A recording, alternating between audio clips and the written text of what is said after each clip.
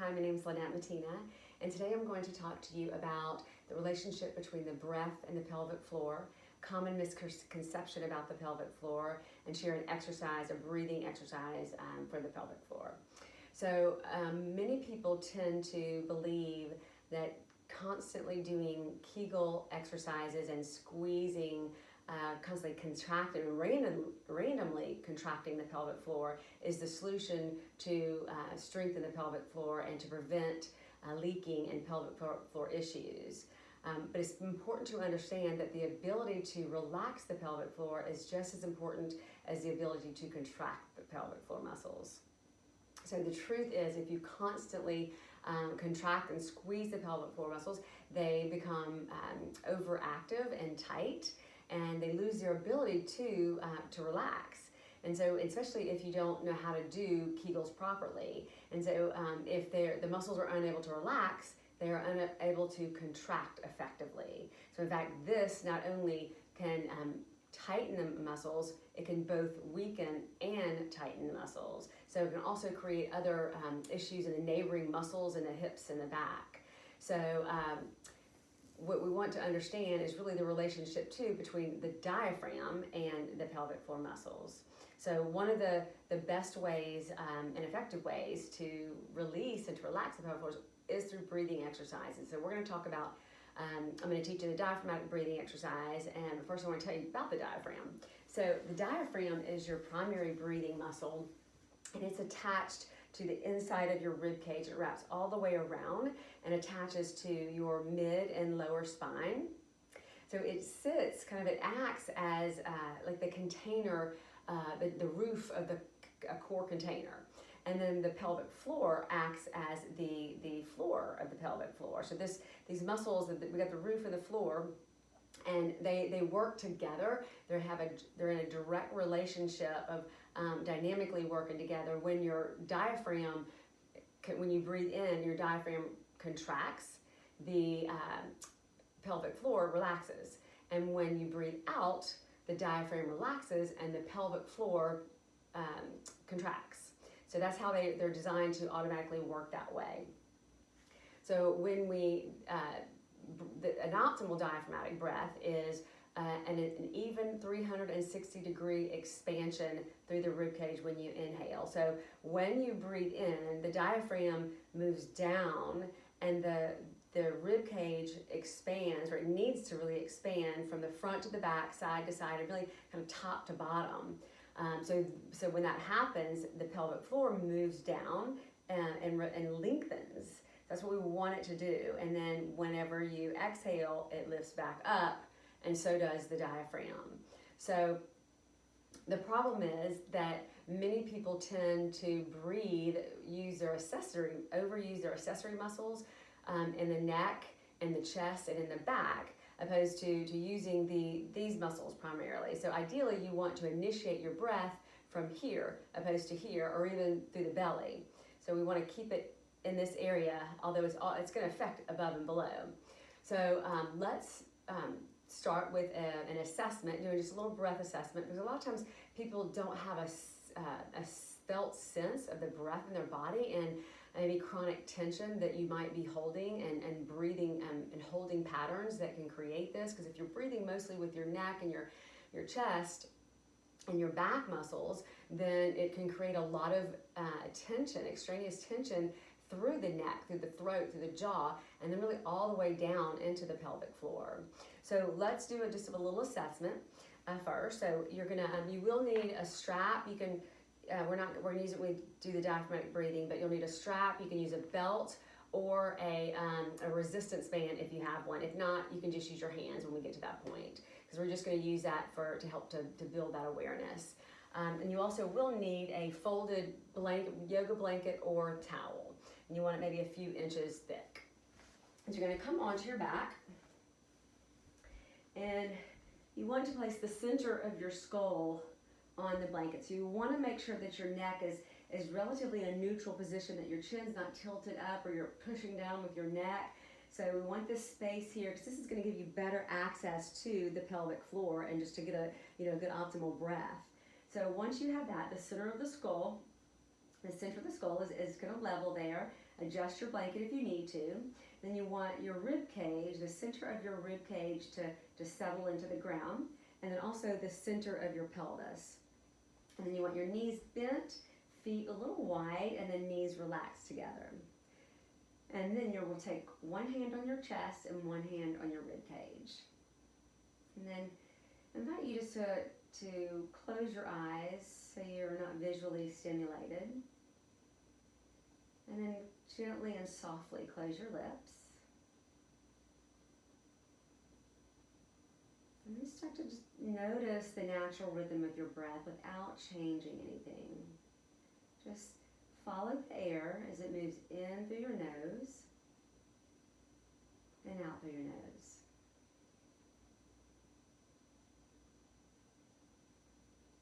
And as it moves in through your nose, just imagine just where it's going. And just notice where it's going. Where do you feel movement as you breathe? You feel movement more in the throat, chest, ribs, the belly. Where do you feel your breath in your body?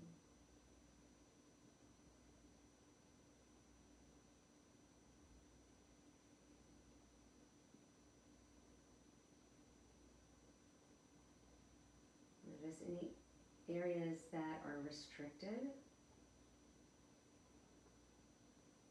where you might feel stuck with your breath. So just notice.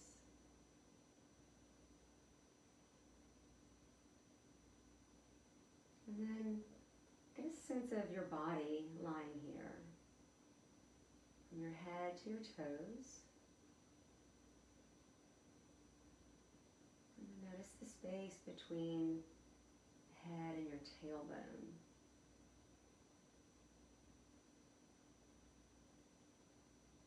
Notice any areas that might be habitually gripping, holding tension.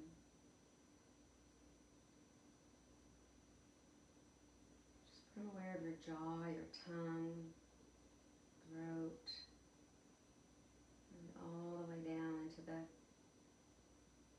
back, pelvic floor. Where are you holding tension or clenching? Where do you feel ease?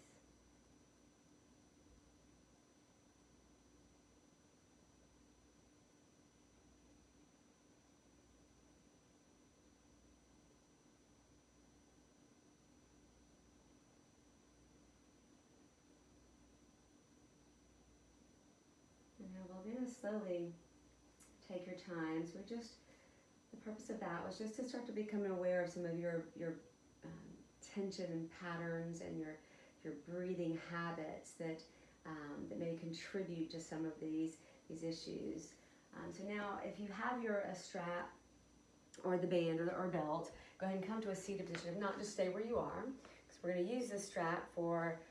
It's a great tool to really build awareness and to really help to move the breath into the place where we want it, which is the diaphragm area.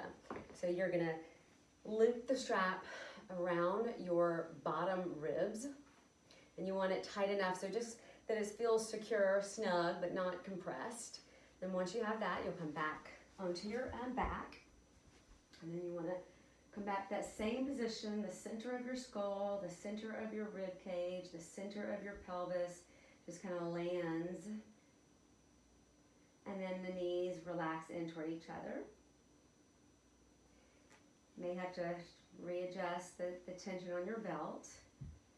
So if you don't have a belt or a strap, then I would use your hands. You have a couple options here. You can either place your hands and rest them on the rib cage, the bottom rib cage, or you can cup them around the rib cage. So your thumbs are pointing back and your fingertips are forward. So sometimes, that if you're really tight through the neck and the shoulders, it might be a little uncomfortable. You want to be able to relax the arms. So if you can't relax the shoulders and jaw here in the face, and then I would just let your hands rest easily on your rib cage, and let your upper arms rest as well. And now we'll begin to practice the diaphragmatic breathing. So just redirect your attention to your breath as it moves in and out through your nose.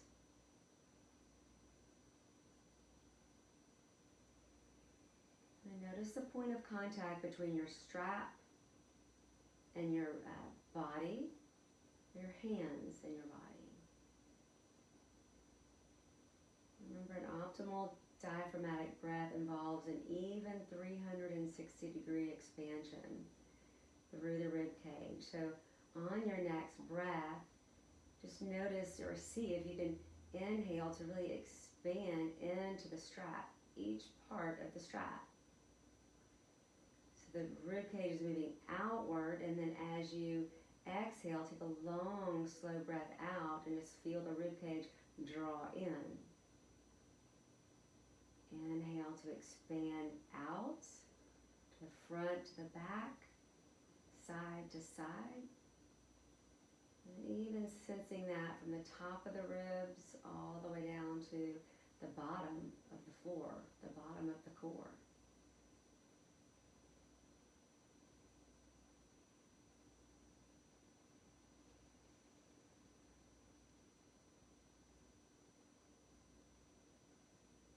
Notice where you're moving less, where you're moving more.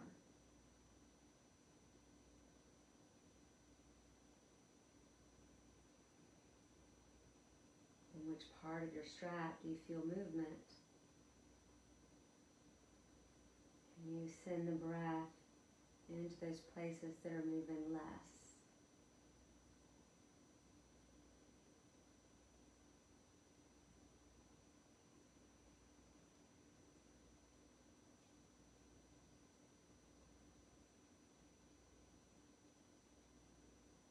Now direct your attention to the pelvic floor, so the space between your legs.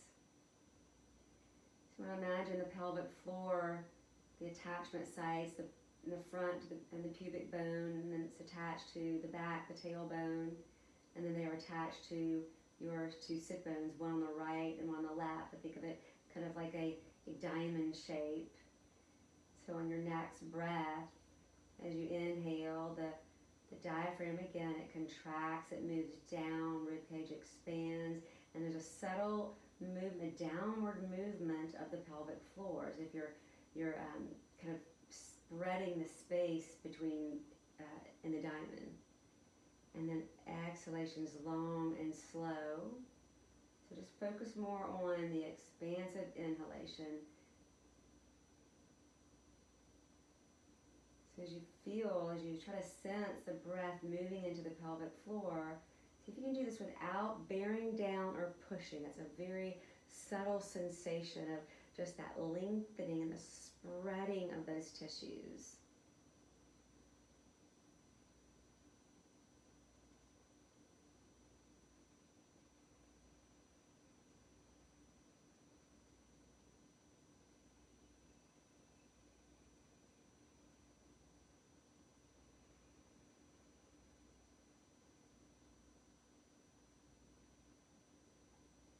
Take 2 more breaths like that.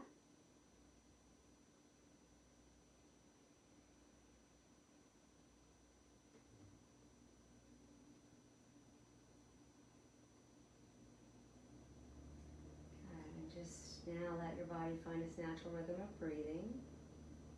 Just gonna take note about what you noticed, and don't worry if you didn't feel anything in the pelvic floor. This is just the beginning of a practice. The repetition of this starts to build awareness and that's where you create change. And so now just take your time as you roll onto your side. Come up to your seated position.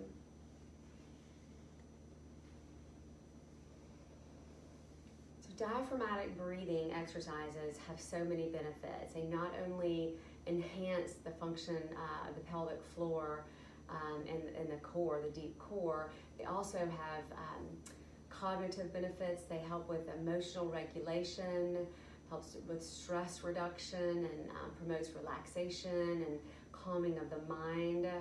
And really, it's breathing, diaphragmatic breathing influences every system in your body, and it helps with just overall well-being.